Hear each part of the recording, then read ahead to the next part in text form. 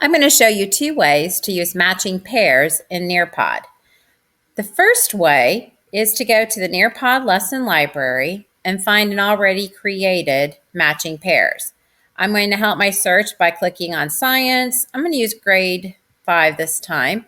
And up here in the search, I'm just going to simply put in matching pairs and see what's already created for me in that grade level.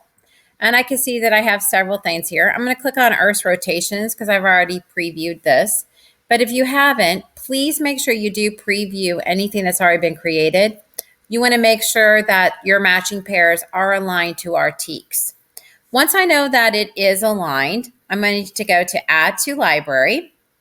And then in my library, I will have these matching pairs that I can edit if I'd like to. I can get rid of them. I can add to them, or I can use just as is.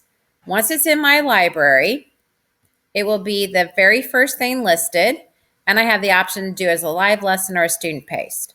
I like to do this as student paste, and I'll put these in Schoology and use them as an exit ticket or a formative assessment for me to know how the students are doing, to check their understanding.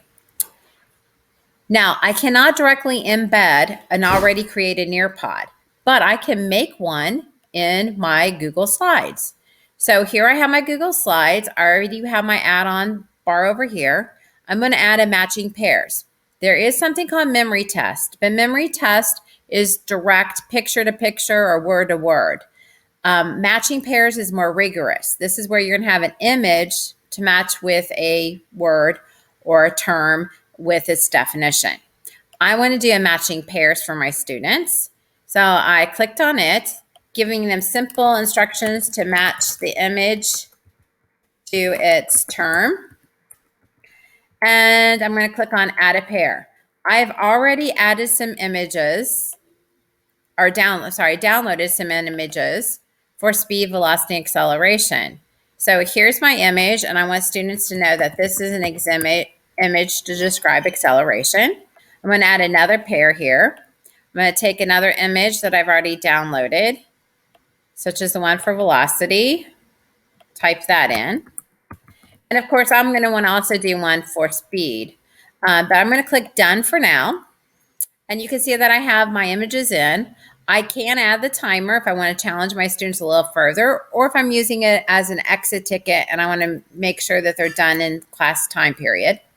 Click Save. And now this will be saved directly embedded within my Google Slides.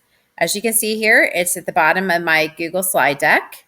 And as soon as it refreshes, it's ready for me to go to Save and go to Nearpod.